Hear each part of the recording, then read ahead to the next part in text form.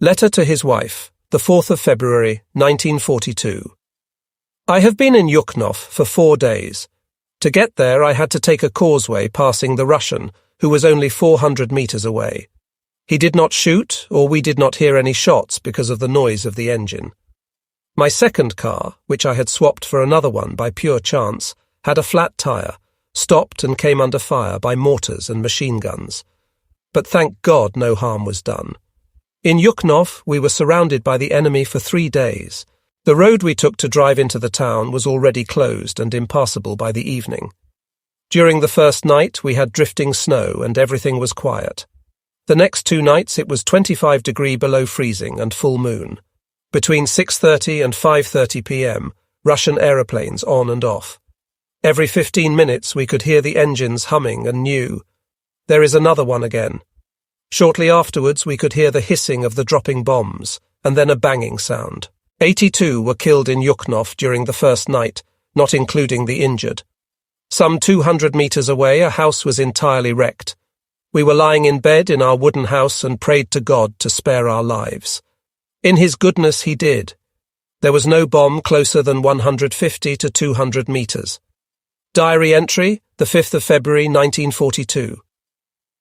The Army Group Centre demands that we tie up our troops at the front line, while the enemy withdraws his men and commits them against our flanks. They are afraid to suggest to the Führer a withdrawal of even a few meters. They all know, in fact, that it is necessary. But very rarely they express their opinion towards the highest authority, only as a last resort. This way I feel like a swimmer thrown in the water with my arms and legs tied up. We could defend ourselves, but the means are taken away from us, or are permitted only too late, when everything is almost over.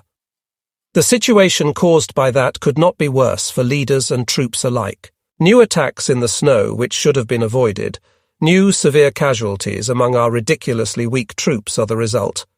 Our divisions, with a strength of 4,000 to 6,000 infantrymen, actually not more than a battalion.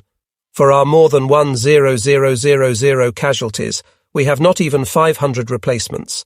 That is the help we were promised at Christmas, and now it is February. Men with frostbitten limbs are not allowed to go to hospital, because our numbers are falling too low. On the front, hopelessness is spreading. How long will it go on? Until the Russian winter has turned into mud. That will happen in April. Only 8 weeks. That is exactly as long as the rearguard campaign took us so far. All hopes rely on the new Supreme High Commander. He will manage. But this very man caused all these problems in the first place, because he stubbornly hangs on to his view. Letter to his wife, the 6th of February, 1942. Again, some days of ups and downs. Our situation has improved a little, but is still critical. It used to be forlorn. To be in fear all the time demoralizes and wears down. Everyone wishes for an end of this winter. And yet it will take at least until April. It is still very cold. In early February we had blizzards for 3 days. All roads were covered in snow a meter deep.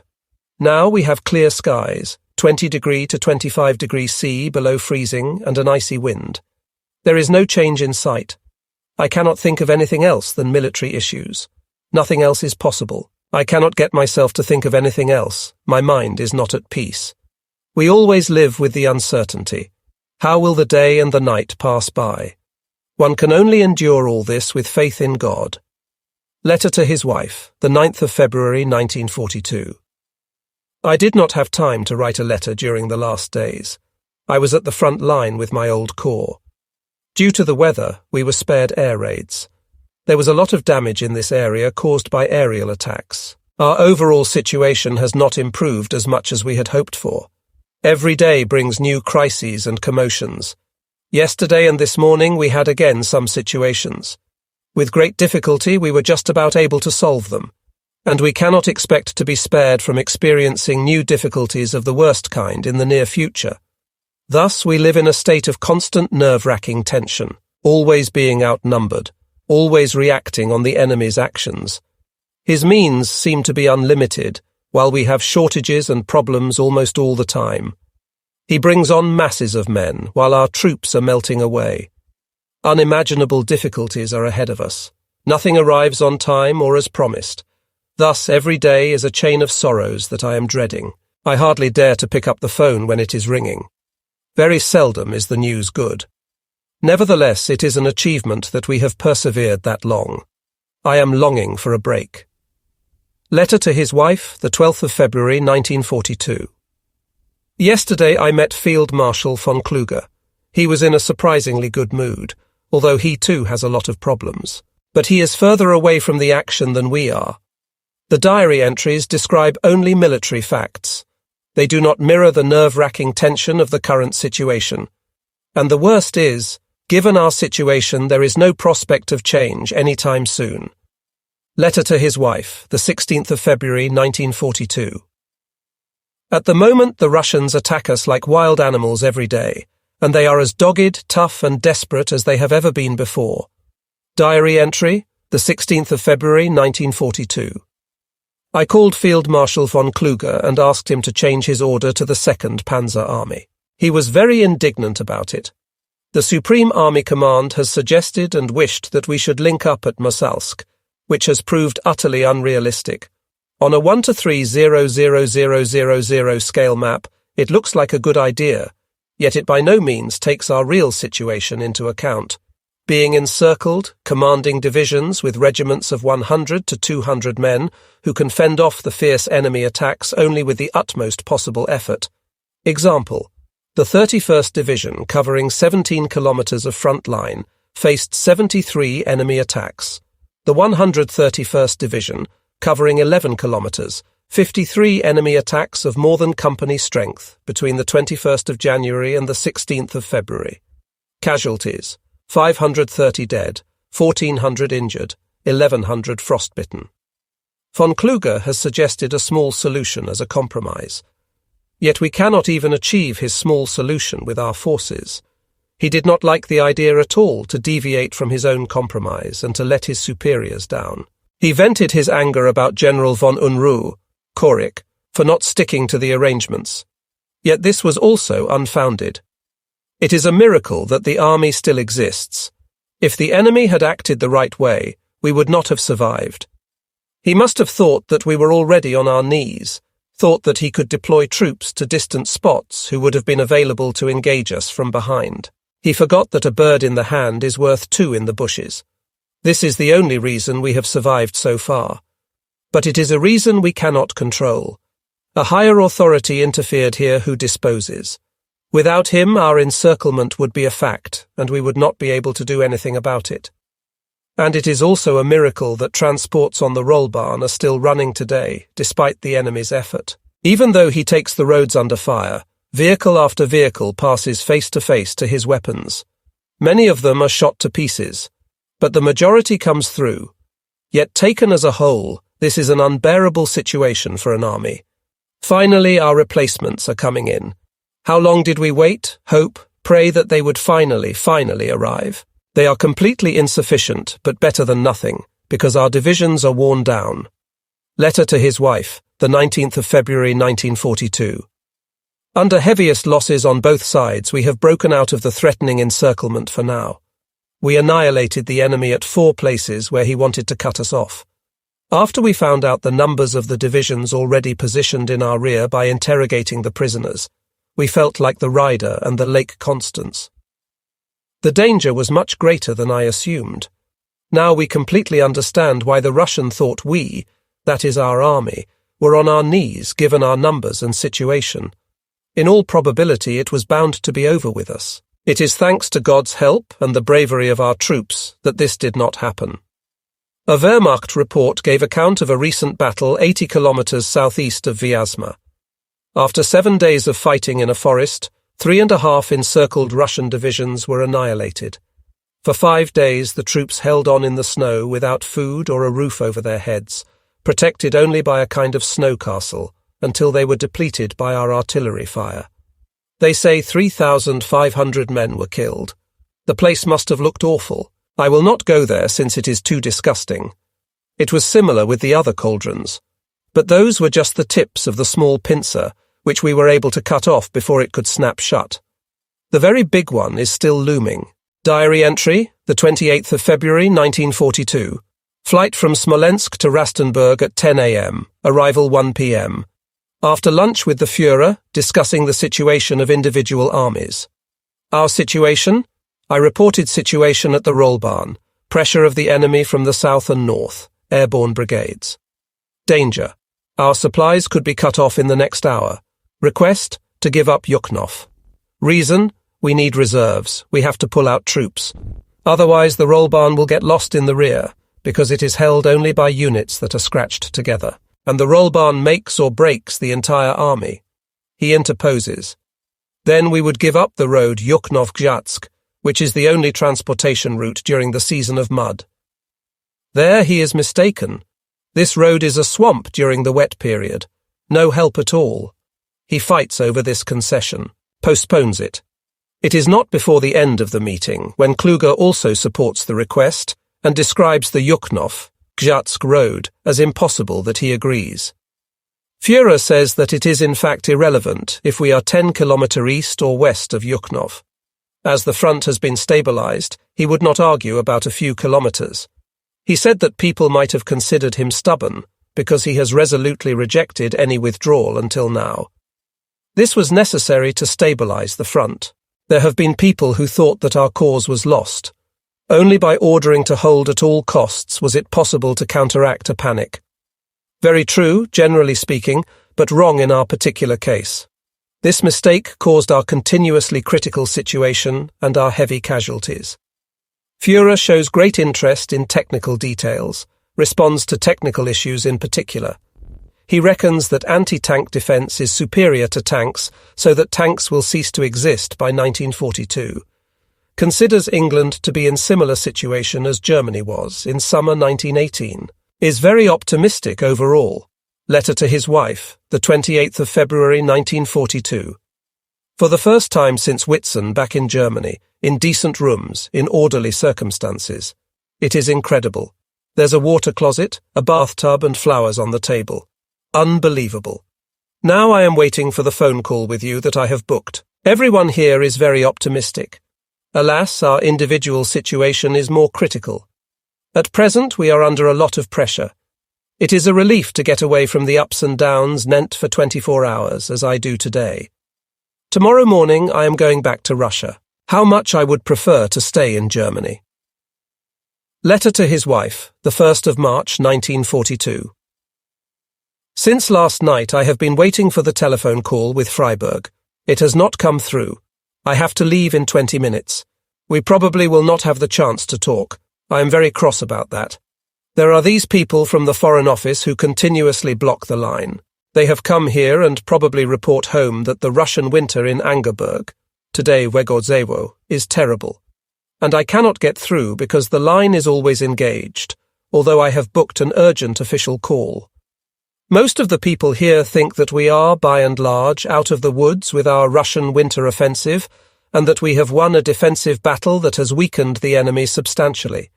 In regard to England, hopes have been built that they are in the same position as we were in autumn 1918, due to the defeats caused by the Japanese. We'll see. That does not change anything for me, though. General Holder told me that no one is under as much pressure as I am. And indeed the Russian is throttling us. If he gets further, it will be our death letter to his wife, the 3rd of March 1942.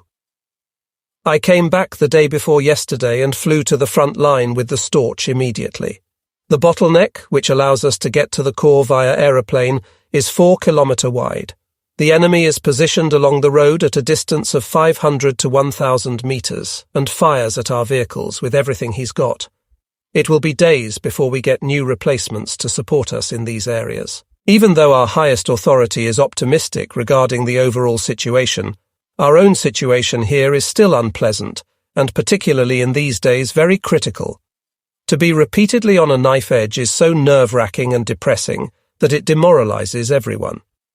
It is possible to overcome highly dangerous situations like this once or twice, but living with them constantly, not knowing any other situation, that is a heavy burden for everyone. And this burden is difficult, very difficult to carry. We are happy about every day and every night without disaster. But with great tension we see the next one coming. We can only pray to God for help. For 3 weeks the winter here has been like in a rosa. Strong sunshine during the day without thaw, 25 degrees C below freezing during the night. We hope for a thaw as it will limit the Russians' mobility. Nobody knows when that will be. It might be any time between the 15th of March and the 15th of April, and a lot can happen before then. Letter to his wife, the 5th of March. Since this morning, the Russian has been attacking us along the entire front line, and not only here where we are, but on all main front lines. The prisoners we took say that this offensive is supposed to be the decisive battle we all have been fighting for so long. On a large part of my front sector, the enemy could not achieve this objective because we had just disengaged with the opponent. I had secured permission to withdraw on my visit in East Prussia the other day. It was easier than I thought it would be. I was told that after the front has come to a standstill in general, it does not really matter if we are 10 kilometers further east or west. By withdrawing, we have troops available to support other important and weak points at the Rollbahn. That proved necessary already today. We had quite a lot of critical situations there. They seemed to be dealt with for the time being. But we are only at the beginning of the battle. It will last again 2 weeks. Under the circumstances, it will bring a lot of commotion and many sorrows. Thank God the Russian is also quite exhausted and in a bad mood after 3 months of winter offensive. For the first time after many months, we had some Russian defectors. In your letters, you say that the people in Berlin are calmer and more confident about the war, and that I should not be worried and get worked up about it. Well, let me tell you that there is quite a difference between looking on a 1-to-1 million map or actually being here, sharing the danger and witnessing the exhausted troops who endure temperatures of 20 degrees Celsius below freezing, and who experience almost on a daily basis that combat operations fail and can only be set right with a lot of effort. After all, we have been in battle continuously for 8.5 months, for 3 months in encirclement. Look on the map. The enemy is everywhere around us. While I am writing, Russian aeroplanes are flying above our position, dropping airborne troops in our rear. This has been going on for 6 weeks. Nobody stops them. We have not the forces to do so. The troops are in a much luckier position because they have only their own experiences and thus oversee just a small part of the whole thing. They get into great danger for a while, but afterwards it always gets quieter again. Most of the time, the men do not even know in what greater danger they are. I, on the other hand, have to endure both, the hardship of the troops and the sorrows caused by the overall situation. That's how it is. Diary entry, the 8th of March 1942. Kluger visited, talked about the situation and further intentions. He is in a very good mood, praises the thoughtful leadership of the army, and is of the opinion that the situation has improved. It has been worse, but is not pleasant either. Diary entry, the 9th of March 1942. The position of the army is quite peculiar. Like a ribbon, it stands on a front section of 130 kilometre bent twice in a refraction angle. The only transportation route is under imminent threat by the enemy on a width of 20 kilometres. Airborne troops, skiing battalions and masses of partisans are in the army's rear, trying to encompass the ribbon from the other side. Fighting is going on everywhere.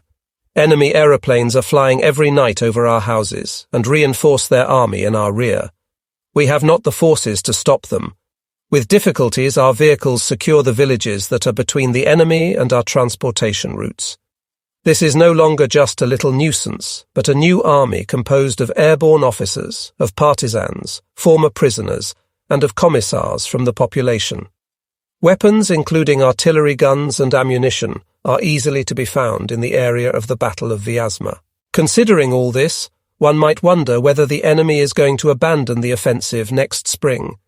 Instead, one might reckon that the enemy is thinking, "My objective to defeat the German army during the winter failed, but I have wounded it substantially.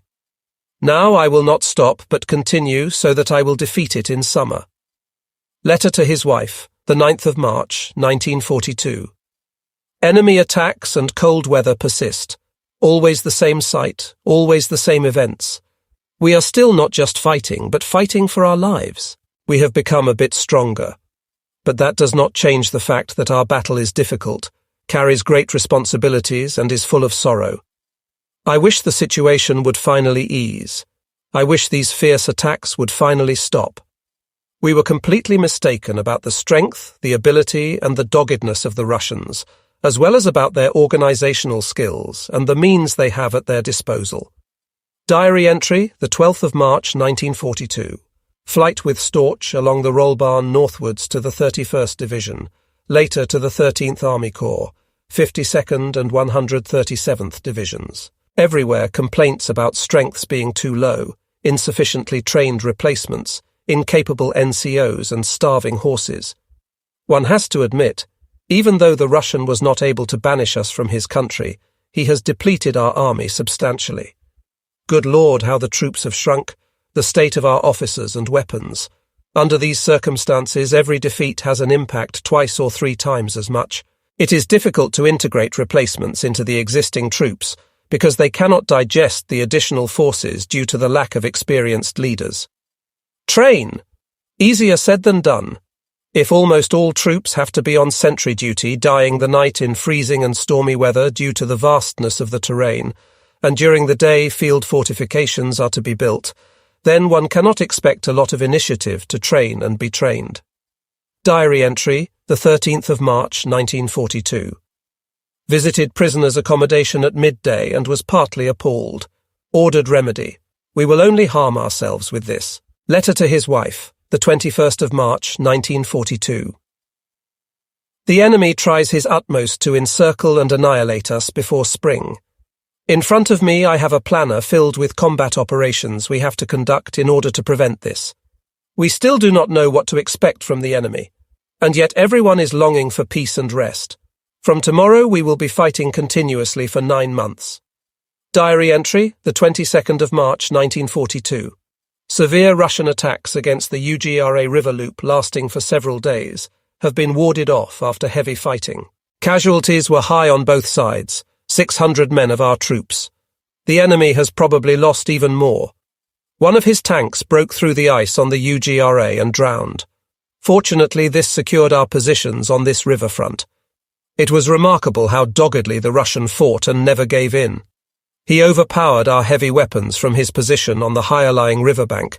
He crossed the frozen river, gathered at a steep slope, and suddenly debouched from there. For 3 days he has been using these tactics at a spot south from here near Shukauka. Unfortunately, he is advancing with tanks there. 7 are damaged or destroyed, partly as a result of the attack by an infantry close combat tank destruction unit, Panzervernichtungstrupp. They fought very bravely. The fight is not yet over there. Letter to his wife, the 25th of March 1942. What gives the most reason for concern is the enemy in our rear who has grown into an army. We have not only a front forwards but also backwards, and not enough troops to secure them. In a way we are swimming like a blue tongue of land in the Red Sea, and this is getting wilder and stormier every day from behind, as it has been filled up. It is also to be expected that the enemy will form a huge number of new units out of his masses of human resources. Considering our situation as it has emerged in the course of the winter, they will probably mainly fight us. But we have not enough troops. I am very concerned about the ratio between our own and the enemy forces, and about the condition of our human and material resources. One cannot avoid the impression that the situation is not seen this way where Gildenfeld is. This is not a slight problem for us, because this view will lead to decisions that will cause a difficult situation for us, as was the case in the winter. Finally, the winter seems to take its leave even in this country.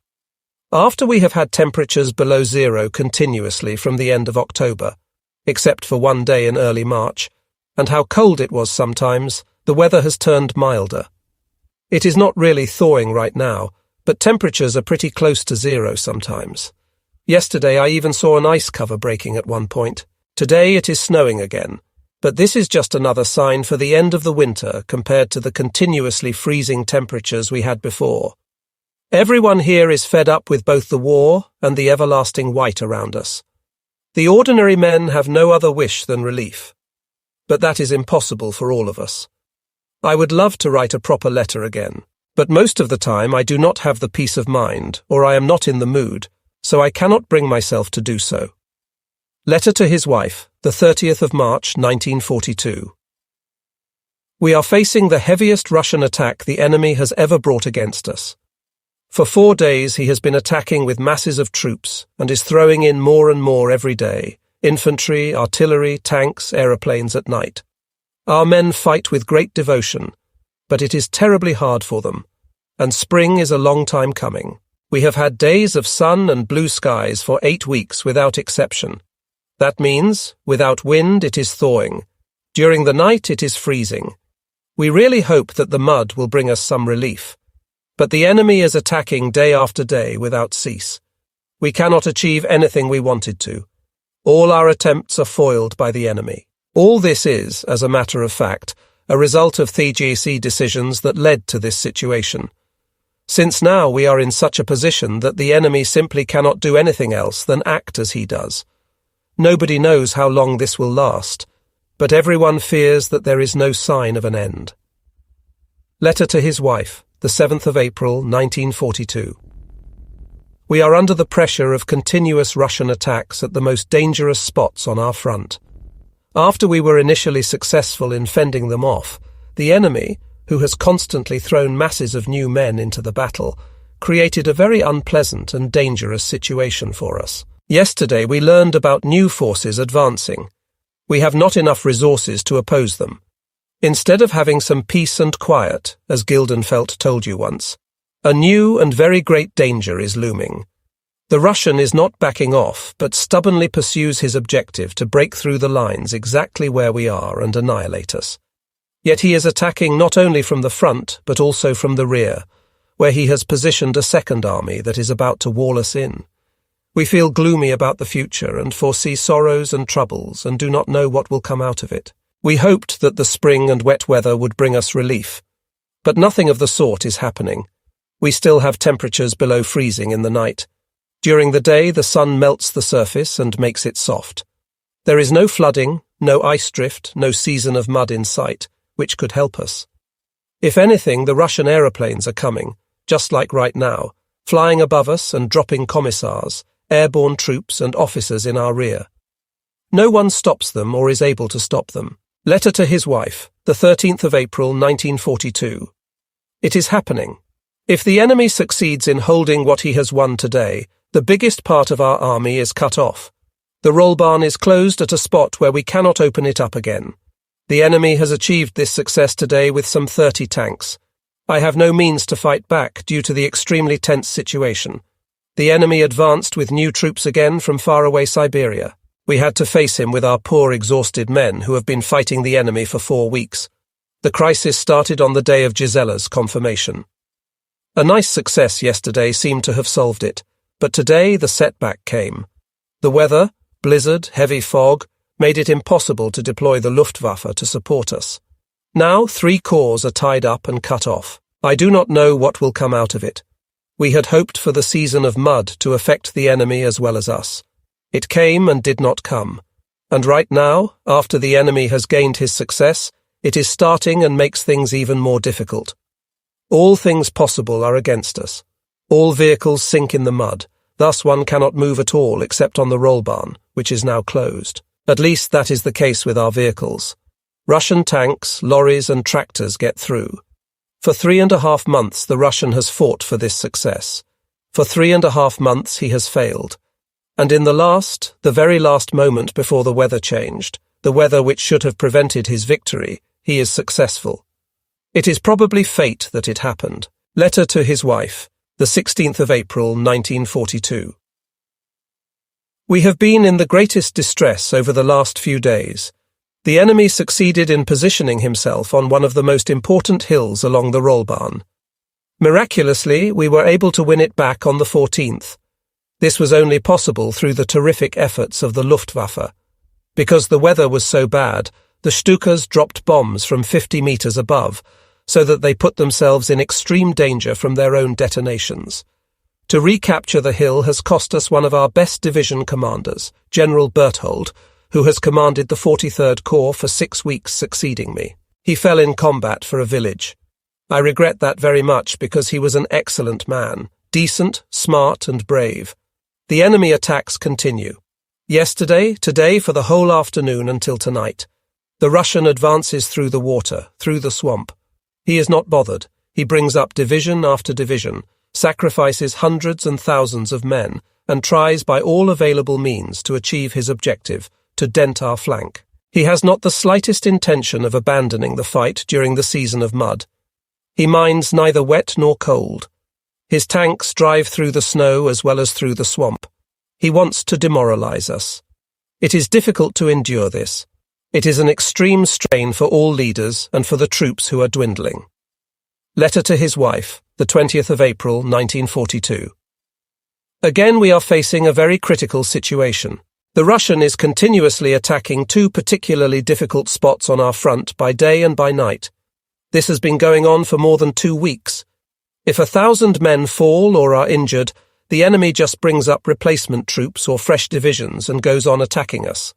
Watching this people grinder day and night without ceasing is bound to make one nervous.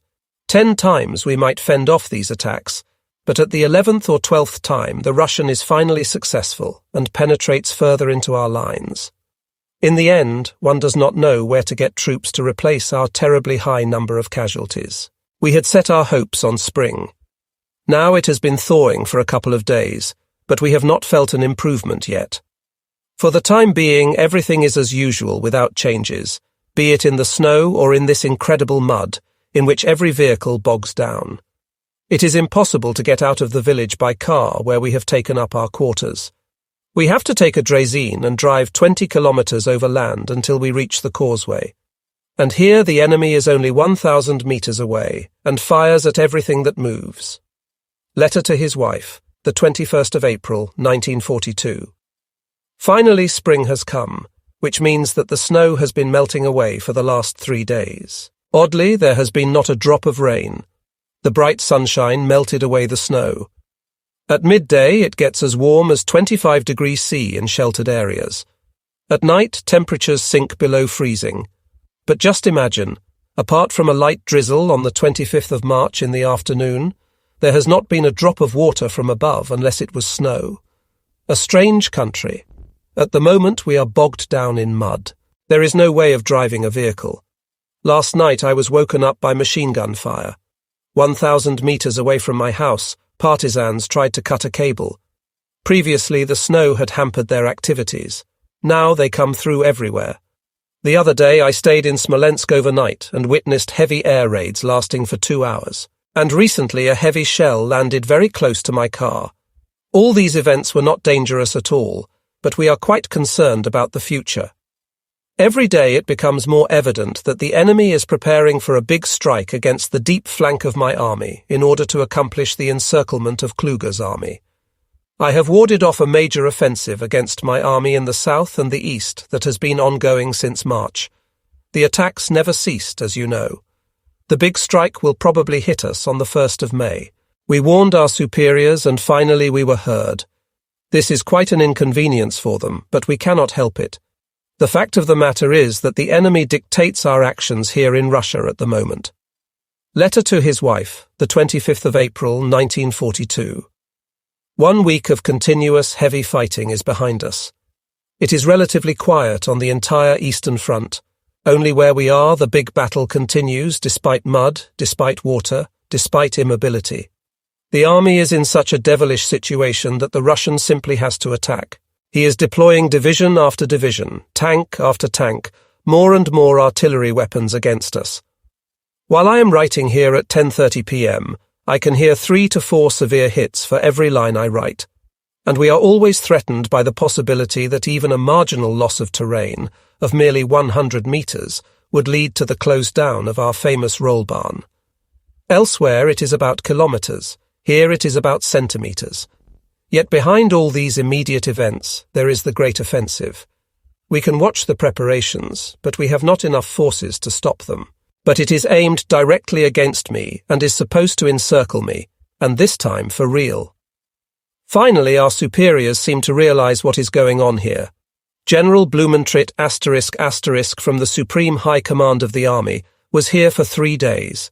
He used to command an army himself, a very clear-headed, reasonable man who perceived the situation here as it really is, that our troops, like a string of beads, face two fronts so that they can move neither forward nor back, that we have no reserves to make up for a failure, let alone to take action against the enemy on our own initiative. We cannot do anything other than concentrate on these spots in danger, well aware that in so doing, new gaps will emerge at different points. Some people wittily suggested putting up signs in Russian along our so-called position saying, "No trespassing," because we do not have any soldiers. Gradually our troops are getting pulverized if they happen to have survived these battles. The commanders tell me that in 3 weeks I will report 0 soldiers. That is how it looks here. Yet the highest authority in Germany still hopes that it will go well, after we have been generally lucky for the last 4 months. And yet artillery fire has become so severe it will not cease for a minute. My house is shaking and the windows are rattling. Furthermore, our roll barn has broken down due to the wet surface. On a length of 102 kilometers, the causeway has turned into G-swamp. 3 days ago it had to be closed for all traffic. Nothing gets through. Lorries and horse carriages are bogging down up to the wheels in mud. All adversities and problems imaginable seem to have conspired against us. Letter to his wife, the 28th of April, 1942. It was a really bad day today. Our important attack went completely wrong. Everything was prepared as precisely as possible. Still it was a failure, a complete failure. Heavy casualties, no success at all. Degi. The troops are completely run down. 2 days ago, Russian bombers were attacking us during the night. No casualties. Today, everything deep in snow. War report to his family, the 8th of May, 1942. Thousands of prisoners, Russian inhabitants, construction troops are trying to hold the roll barn by setting up boardwalks. But it is nothing more than patchwork. Due to the wet period, maybe also due to a major German offensive to be expected, the Russian attacks have ceased during the last days, for the first time since the 11th of December. For 6 months there was one attack after another against our lines without ceasing. Again and again, like the waves of the sea against the shore, the Russians were storming against our positions. The battlefields are covered with bodies. In order to compensate for casualties, the Russian brought in new replacement troops all the time to fill up his dwindling units. They were thrown into the front lines as soon as they had been brought up, and if they were gunned down, new divisions came to replace them. It went on and on. But winter, always considered the Russians' ally, has proven itself his opponent at times in some respects. It costs heavy casualties and severe bloodshed to advance against machine guns, as long as they are working, while walking through the snow up to the knee or even up to the belly. We have experienced that ourselves when the circumstances forced us to attack. 2 things helped us to hold our position during the winter: our artillery and our superiority in the air. Our depleted infantry only survived thanks to their support. Otherwise, we would not have been able to make it. But this winter was an incredible trial for all who were there. Only very few troops are left who started with us on the 22nd of June. But this campaign also had an impact on the higher ranks. Many of them, like me, have been part of it from the beginning until now, have experienced this continuous battle without ceasing, without relief, without leave, without rest. There was nothing like that in the Great War, and back then we were not put in the difficult and critical situations that are almost common now. It is a miracle that we have mastered them every time. Once it is known under what circumstances we did that, how weak our troops were, how great our problems, then people will be wondering how these achievements were even possible. We are no longer surprised by anything. Letter to his wife, the 12th of May, 1942. I feel miserable and exhausted. I am supposed to go on leave at the beginning of June, around the 10th. I would love to go right now.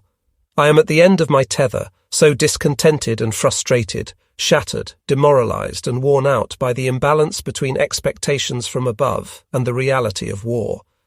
I do not exercise, I smoke too much and ruin myself physically. Everything here is awful.